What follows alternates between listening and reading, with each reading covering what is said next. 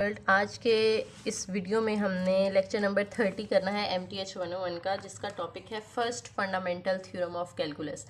इस बुक के अंदर हमने सेकंड फंडामेंटल थ्योरम भी पढ़ना है और फर्स्ट भी पढ़ना है। तो आज हम अपना फर्स्ट फंडामेंटल थ्योरम स्टार्ट कर रहे हैं। थ्योरम क्या है कि अगर फंक्शन कॉन्टिन्यूस हो ऑन ए बी, तो जो कैपिटल F है उसे हम कहते हैं कि वो anti derivative of small f होगा।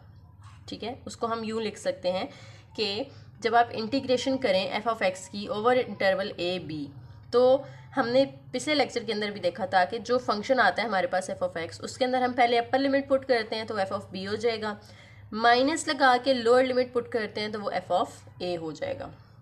और हमने ये भी पढ़ा था पिछले लेक्चर के अंदर कि जब हम इंटीग्रेशन ये जो इंटीग्रल वाला फंक्शन है ये इसके इक्वल होता है लिमिट और साथ में सिग्मा, यहाँ पे मैक्सिमम डेल्टा एक्स के अप्रोच कर रहा होता है ज़ीरो को, साथ में F of x star delta के एक्स, तो ये जो है इसके इक्वल होता है। तो हम इसकी जगह अगर ये पुट कर दें साथ में, ये तो वैसे ही है, ठीक है, अगर ये इसके इक्वल है तो ये इसके भी इक्वल होगा।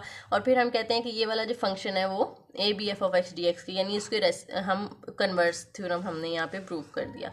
या हम ये कह सकते हैं कि जो फाइनल फॉर्म होगी इस थ्योरम की वो ये है, ये आपने याद रखनी है कि इंटीग्रेशन अगर आप अप्लाई करते हैं लिमिट्स ए बी के साथ किसी भी फंक्शन पे, तो जो उसका फंक्शन आता है डेरिवेटिव वाला, ठीक है, उसको हम कैपिटल से शो कर रहे हैं यहाँ पे, और लिमिट्स को हम यूँ साइड पे लिख देते हैं बी और ए। और फिर जब हमने ओपन करना हो तो हम उसके अंदर पहले अपर लिमिट पुट करते हैं, माइनस लगा के लोअर लिमिट पुट करते हैं। हम नीचे बिल्कुल सिंपल सी एग्जाम्पल आपको उन्होंने दे दी है, एक्स की इंटीग्रेशन करें ओवर द इंटरवल 1 2, तो एक्स की इंटीग्रेशन होती है x²/2, साथ में हमने इसकी लिमिट्स लिख दी 1 से 2 तक।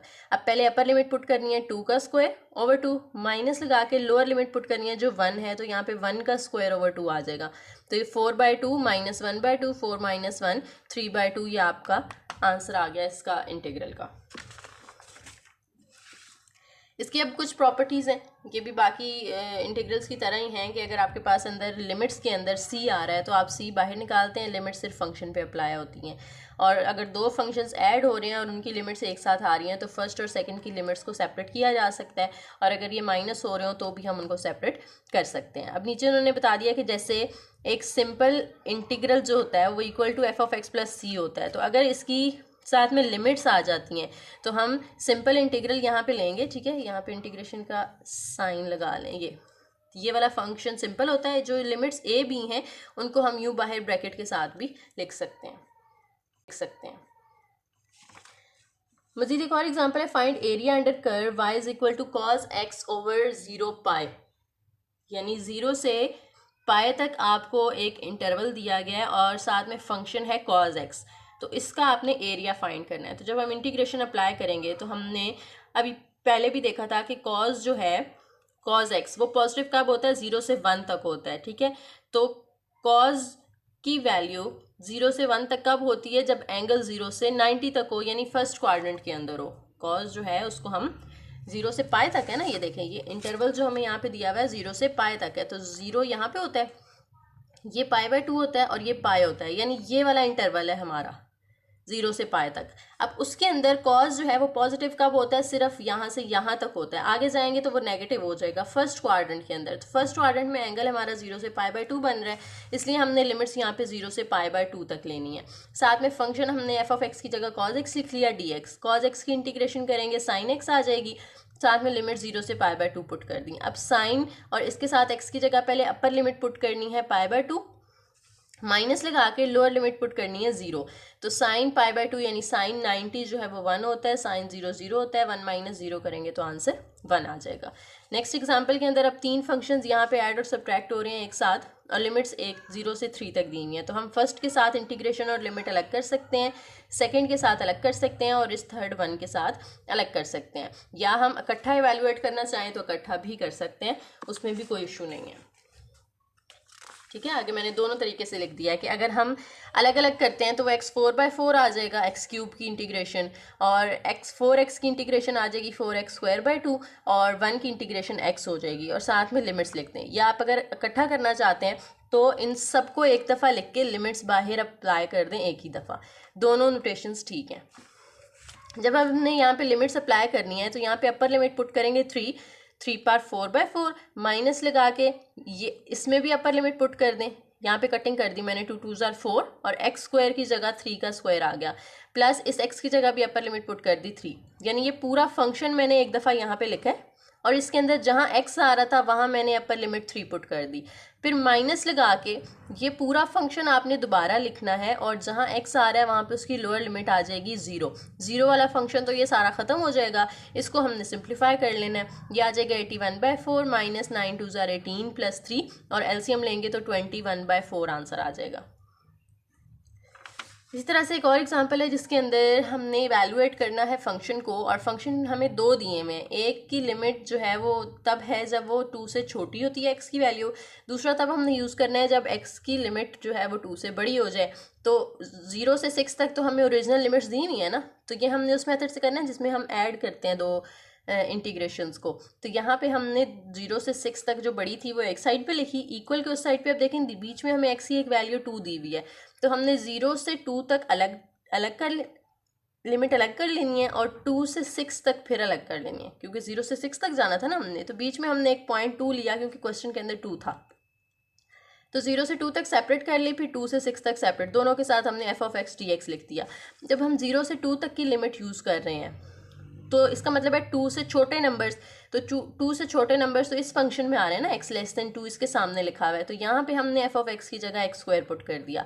प्लस 2 से 6 तक का मतलब है कि 2 से बड़े नंबर्स, तो 2 से बड़े नंबर्स किसके अंदर आ रहे हैं, ये x ग्रेटर देन 2 लिखा हुआ है, तो 3x - 2 इस फंक्शन की जगह हमने पुट कर दिया। एक्स स्क्वायर की इंटीग्रेशन कर लें, x³/3 बाहर उसकी लिमिट्स आ गई, प्लस 3x की इंटीग्रेशन होगी x²/2 -2 कॉन्स्टेंट है अंदर कुछ भी नहीं है तो 1 होगा, 1 की इंटीग्रेशन x हो जाएगी और साथ में इसकी भी हमने लिमिट्स 2 6 पुट कर दी। अब ये वाला फंक्शन जो है इसमें पहले अपर लिमिट पुट करें तो ये 2 का क्यूब/3 हो जाएगा, माइनस लगा के लोअर लिमिट पुट करें 0 क्यूब/3 हो गया, प्लस यहाँ पे ये 3/2 तो वैसे ही रहेगा, अंदर जो एक्स स्क्वायर था उसकी जगह पहले अपर लिमिट पुट कर दी हमने 6 का square minus lower limit put कर दी 2 का स्क्वायर, फिर ये -2 एज इट इज़, इस x की जगह भी हमने upper limit minus lower limit put कर दी। ठीक है, ये मैंने अलग अलग पुट किया, आप चाहें तो एक दफ़ा ये पूरा फंक्शन लिख के अपर लिमिट पुट कर लें, माइनस लगा के पूरा फंक्शन लिख के लोअर पुट कर लें, जैसे अभी मैंने ऊपर बताया था, दोनों नोटेशंस ठीक होती हैं। अब आपने बस इसको सिंप्लीफाई करना है, ये 8/3 हो जाएगा, 0 वाली टर्म तो हो गई ख़त्म, यहाँ से 6 का स्क्वायर हो जाता है 36 माइनस 2 का स्क्वायर 4, तो यहाँ पे 32 आ गया। इसकी कटिंग कर लें आप, 2 16 ज़ार 32, 16 3 ज़ार 48 और 6 - 2 4 होगा, 4 2 ज़ार 8 आ जाएगा। ठीक है जी, इसको आपने सिंप्लीफाई कर लेना और आंसर आपका 128/3 आ जाएगा। नेक्स्ट हमारा आता है mean value theorem. Mean value theorem क्या होता है, इसकी स्टेटमेंट देख लें।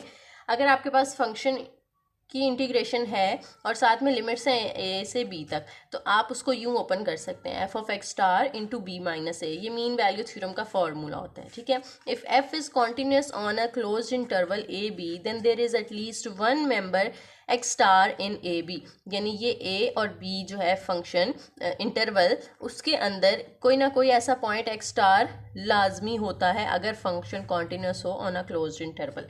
अब इसका प्रूफ है छोटा सा, हमने जैसे पीछे देखा था कि फंक्शन f(x) जो है वो दो नंबर्स के दरमियान लाया करता है, एक पॉजिटिव m होता है, एक -m होता है, तो हम -m की जगह हमने स्मॉल m लिख दिया है। अब m और m के दरमियान ये लाया कर रहा है, यानी f मैक्सिमम और मिनिमम m दो के दरमियान इसकी वैल्यू लाई कर रही है, तो ये हमने यहाँ पे लिखा।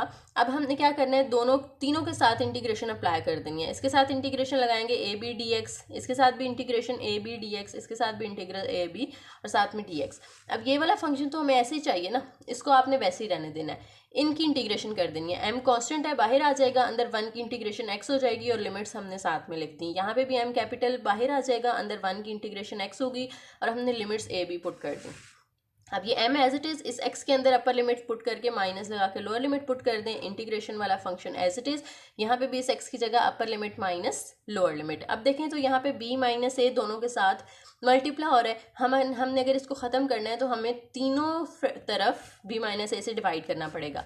जब हम इधर डिवाइड करेंगे तो ये तो कैंसिल हो जाएगा, सिर्फ m रह जाएगा, इधर डिवाइड करेंगे तो वो साथ वैसे ही आ जाएगा और इधर डिवाइड करेंगे तो वो कट होकर सिर्फ कैपिटल m रह जाएगा। अब देखिए यहाँ पे जो सेंट्रल वैल्यू है वो क्या है, is a number between small m and capital M। So intermediate theorem के अकॉर्डिंग, इंटरमीडिएट थ्योरम क्या कहता है कि हम इस फंक्शन को यूं भी लिख सकते हैं कि 1/b-a और उसकी जो इंटीग्रेशन है वो इक्वल होगी एक ऐसे फंक्शन के जिसका पॉइंट x स्टार है। ठीक है, ये इंटरमीडिएट वैल्यू थ्योरम के अकॉर्डिंग हमने लिख लिया। अब b-a यहाँ पे डिवाइड हो रहा था, उसको हमने वहाँ जाके मल्टीप्लाई कर देना है, तो ये मीन वैल्यू थ्योरम का फॉर्मूला हमने ड्राइव कर लिया। अब एक एग्जांपल है, f of x is equal to x square is continuous on 1/4 the mean value theorem यानी MVT for integral generates that the exist a number x star। अब इस x star की हमने ना वैल्यू निकालनी है। कैसे निकालनी है?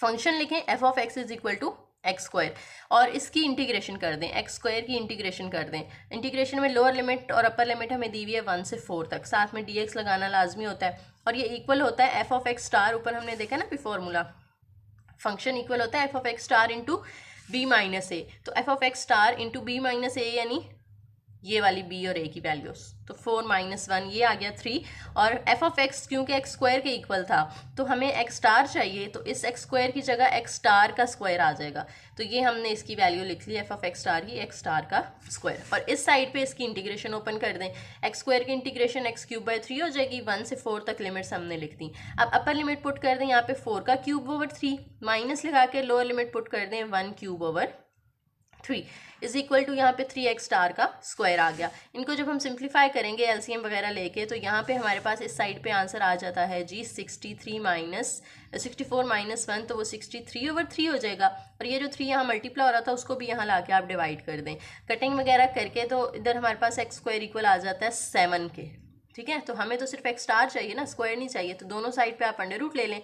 जब अंडर रूट कैंसिल होगा तो यहाँ पे इसका तो अंडर रूट हो गया कैंसिल, लेकिन इसका कैंसिल नहीं होता तो इसके साथ हम प्लस माइनस 2 साइन भी लगा सकते हैं। ठीक है, यूं भी लिख सकते हैं आप +-√7। तो इस तरह से हमने x स्टार की वैल्यू निकाली by using mean value theorem. इसके अंदर मेंशन किया हुआ था उन्होंने कि MVT यूज़ करना है आपने, मीन वैल्यू थ्योरम। लास्ट एक डेफिनेशन है हमारी यहाँ पे, एवरेज वैल्यू थ्योरम किसे कहते हैं। अगर फंक्शन इंटीग्रेबल हो किसी इंटरवल के ऊपर तो उसकी जो एवरेज वैल्यू होती है या जो उसकी मीन वैल्यू होती है वो उसको हम इस तरह से डिफाइन करते हैं। ये सेम वही फॉर्मूला बन रहा है ना मीन वैल्यू थ्योरम वाला। ठीक है, एक साइड उसकी जो हमारी सेंट्रल वैल्यू आई थी 1/b-a integration ab f of x dx, और इसमें f के साथ हम एवरेज लिख देते हैं avg, ताकि हमें पता चले कि ये एवरेज वैल्यू जो है हम फाइंड कर रहे हैं। अगर function f x is equal to y है तो f ऑफ एवरेज जो है वो भी इक्वल होगा average value of y with respect to x over a b. तो ये बस इसकी डेफिनेशन थी छोटी सी कि आपने फंक्शन के साथ एवरेज लिख देना होता है। तो आज का ये छोटा सा लेक्चर था जिसके अंदर हमने डेफिनेट इंटीग्रल देखा कि कैसे ओपन करते हैं। लिमिट्स अगर आपको दी हो तो हम अपर लिमिट पुट करते हैं, माइनस लगा के लोअर लिमिट पुट करते हैं। उसके बाद हमने मीन वैल्यू थ्योरम वाला क्वेश्चन किया और एवरेज वैल्यू थ्योरम की सिर्फ हमने यहाँ पे डेफिनेशन और फॉर्मूला देखा है। Thank you.